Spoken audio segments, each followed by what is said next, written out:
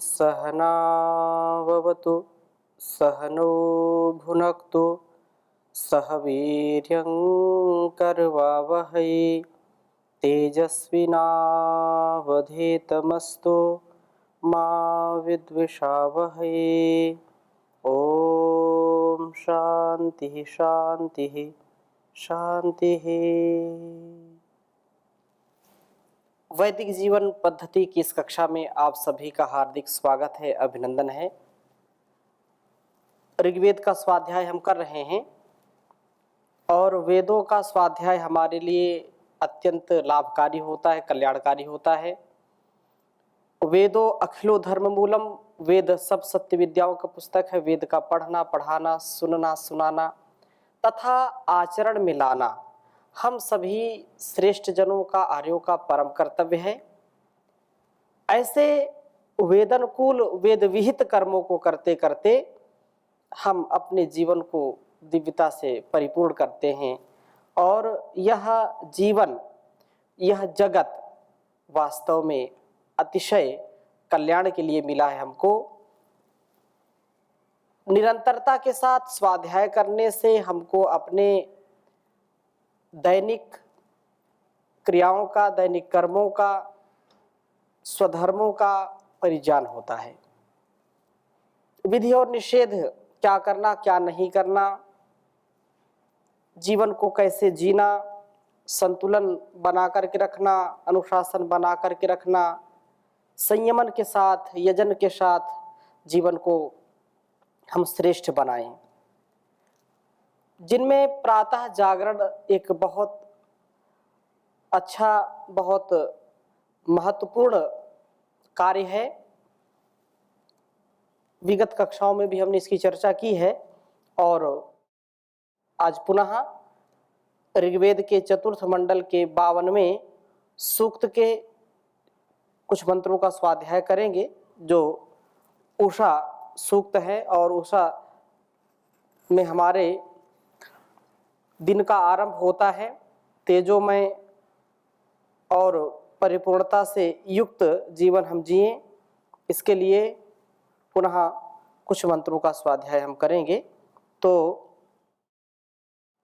चौथे मंत्र में कहा है, ओम यावयत् द्वेषं त्वा चिकित्सा सुनृतावरी प्रतिस्तोमैरभूत समही। कहा कि हे जान को प्राप्त कराने वाली सुनृतावरी, प्रिय सत्यवाणियों वाली उषा, तो आम तुझे स्तोमयी ही, स्तुतियों द्वारा प्रति अभुत्स्मही, प्रतिदिन प्रबुद्ध करते हैं।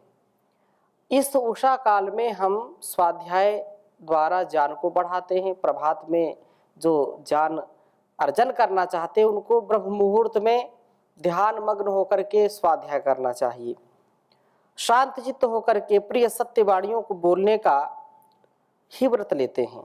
सुनृतावरी तथा प्रभु स्तवन करते हैं, स्तोमयी ही, उस उषा काल का हम स्तवन करते हैं जो कि याव यद द्वेषसम, हमारे से सब द्वेषों को दूर करने वाला है। उषा के शांत वातावरण में हम द्वेष आदि बुरी वासनाओं से आक्रांत नहीं होते हैं। प्रभात में जागरण जब हम करते हैं, चैतन्यशीलता के साथ ध्यान मग्न हो जाते हैं, तो प्रभात में ही हमारा इतना दिव्य और इतना पवित्र मन हो जाता है कि इसमें वासनाएं आती नहीं हैं। और प्रभात में ज्ञान का धारण करें, ज्ञान अर्जन के लिए पुरुषार्थ करें, सत्यवाणी हमारी हो, प्रिय हो, इसके लिए पुरुषार्थ करें। निर्द्वेष, निरहंकार, निर्द्वंद्व, निर्लेप जीवन जीते हुए प्रभु का स्तवन करने के लिए प्रभात में, उषा काल में हमको उठना चाहिए। और इंद्रियों का निर्माण ज्ञान रश्मियां और तेज से परिपूर्ण हो, इसके लिए भी हमको प्रभात में, उषा काल में जागरण करना चाहिए। तो 5वें मंत्र को मैं आपके समक्ष लिखता हूं, बहुत सुंदर मंत्र है।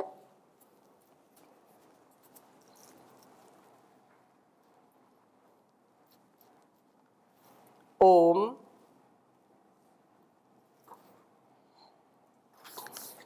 प्रतिभद्रा अदृक्षत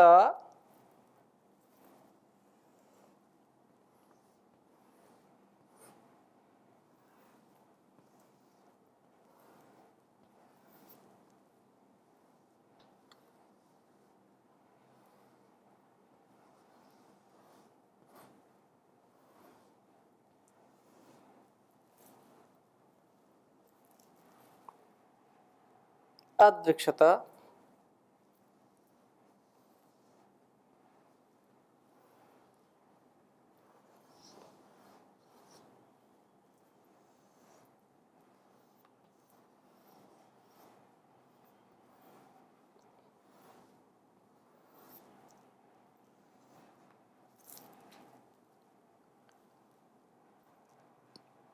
गवाम सर्गा न रश्मयः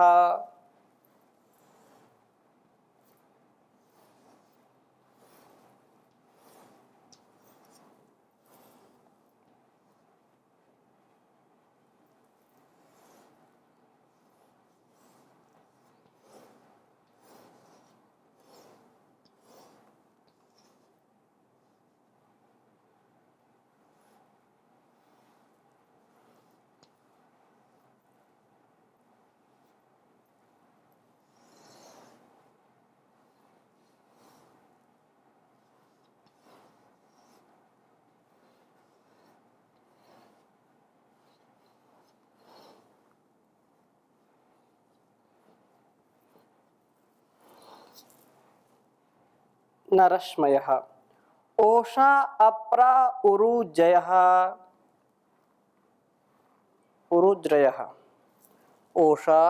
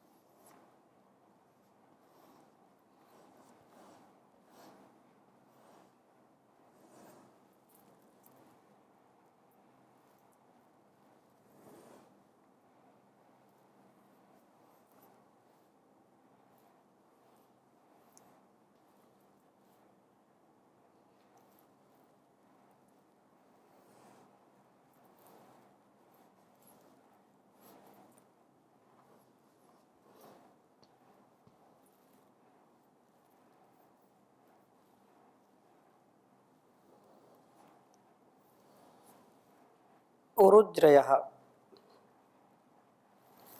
तो यह ऋग्वेद के चतुर्थ मंडल के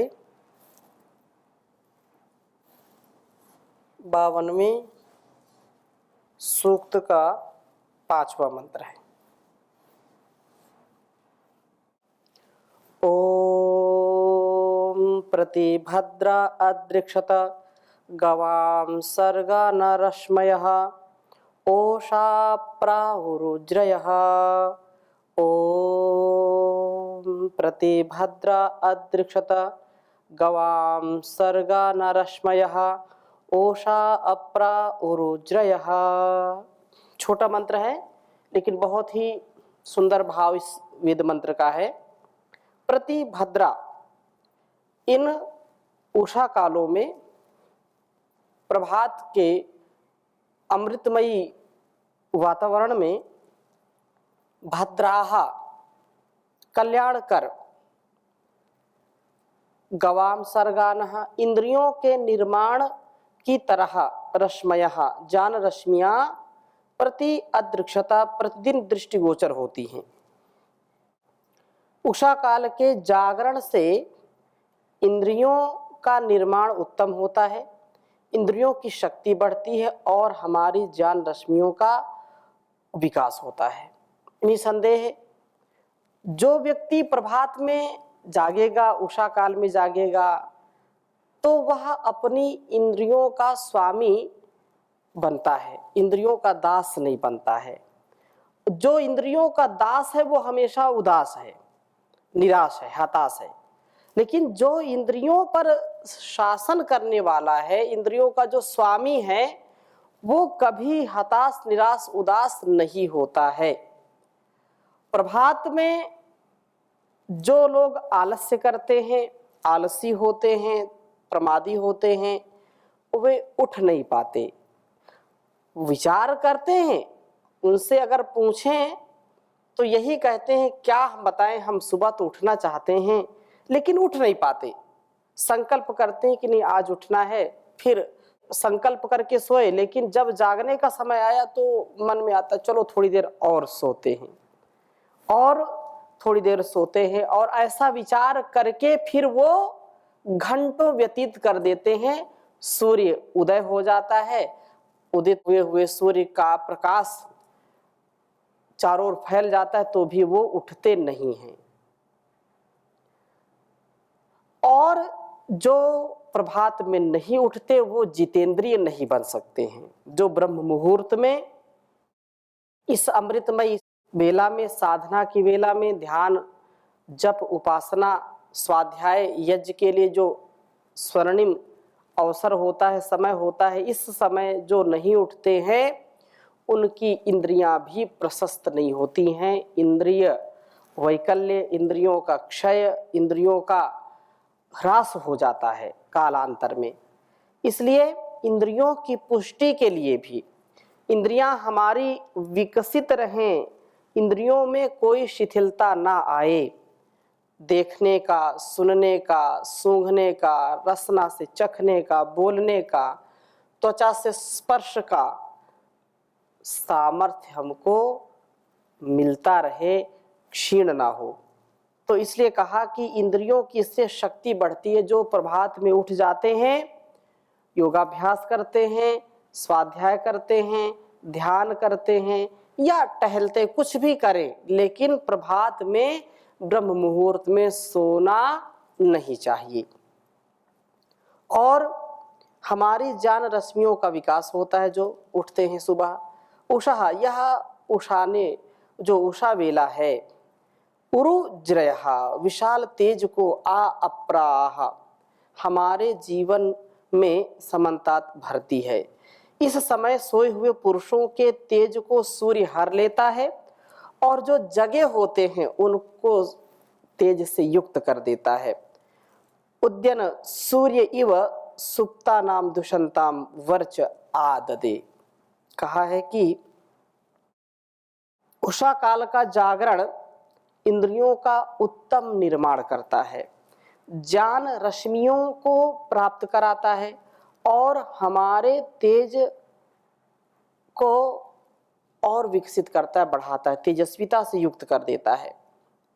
तो यदि तेजस्विता से युक्त होना है और तेजहीन, दुर्बल, निर्बल, कमजोर, कायर, बुजदिल बन करके नहीं जीना, तो उषा काल में जरूर उठने का प्रयत्न करें। रात्रि में जल्दी सो जाएं, प्रभात में जल्दी उठें, जिससे हमारा मनन चिंतन, हमारा स्वाध्याय, हमारा यजन, जो भी श्रेष्ठ कर्म हैं, पवित्र कर्म हैं, उनका हम अनुष्ठान प्रभात में करें। और प्रभात यदि अच्छा हो, प्रभात यदि किसी प्रकार से कष्टकारी न हो तो दिन भी अच्छा होता है। लेकिन जब प्रभात ही गड़बड़ हो जाती है, सुबह ही उषा काल में ही समस्याएं खड़ी हो जाती हैं, तो फिर पूरा दिन अच्छा नहीं होता, ऐसा लोग कहते हैं।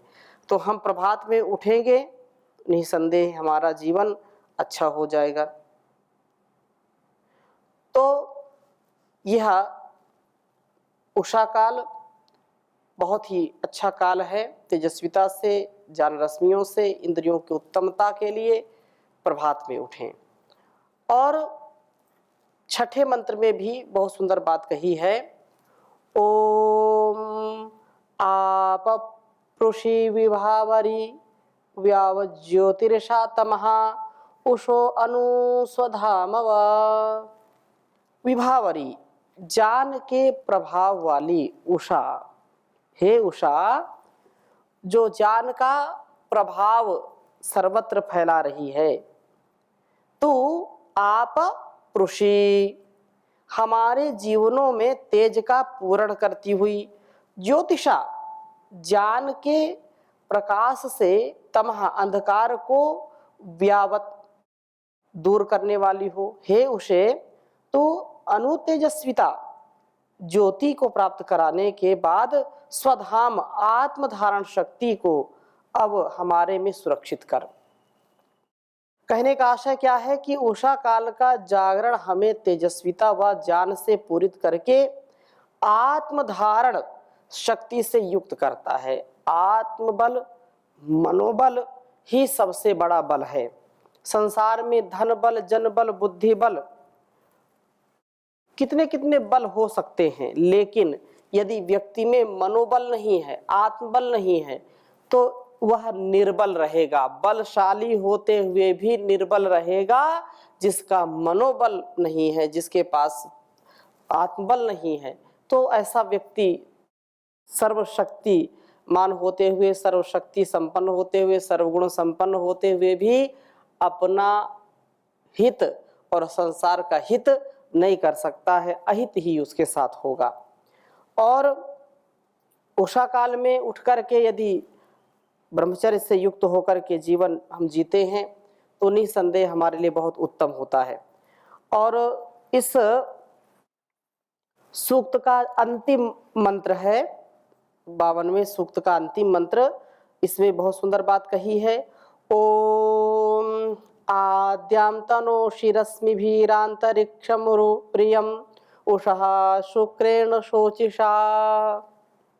कहा कि हे उषे, तू द्याम हमारे मस्तिष्क रूप द्युलोक को रश्मि भी ज्ञान रश्मियों से आ तनोषी समन्तात आततात व्याप्त करती है, तथा उरु विशाल जो प्रियम प्रीति युक्त प्रसादमय अंतरिक्षम, अंतरिक्ष जो हृदय अंतरिक्ष है उसको शुक्रेण शोचिसा चमकती हुई पवित्रता से, शुचिता से आततात करता है।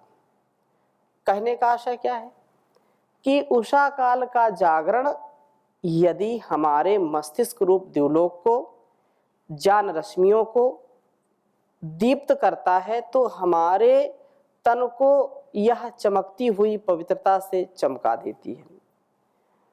उषा काल की समाप्ति पर ज्ञान सूर्य का उदय होता है। तो इस आशय से पहले जागरण, और जागरण में हम अपने संकल्पों को दोहराएं, संकल्प से युक्त होकर के विकल्प रहित संकल्प और उसके लिए फिर अखंड प्रचंड पुरुषार्थ करना।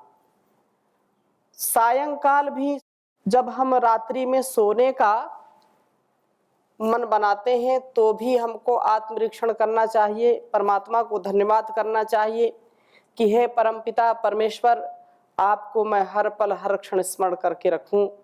आज प्रभात जागरण से लेकर के अब तक के मेरे जो शुभ अशुभ कर्म है वो आपको समर्पित हैं। शुभ भी किया है तो आपकी शक्ति से किया है, और अशुभ किया है तो आपका सामर्थ्य है, लेकिन मेरा जो कुसंस्कार है, इस कुसंस्कार के कारण, अविवेक अविद्या के कारण हुआ है।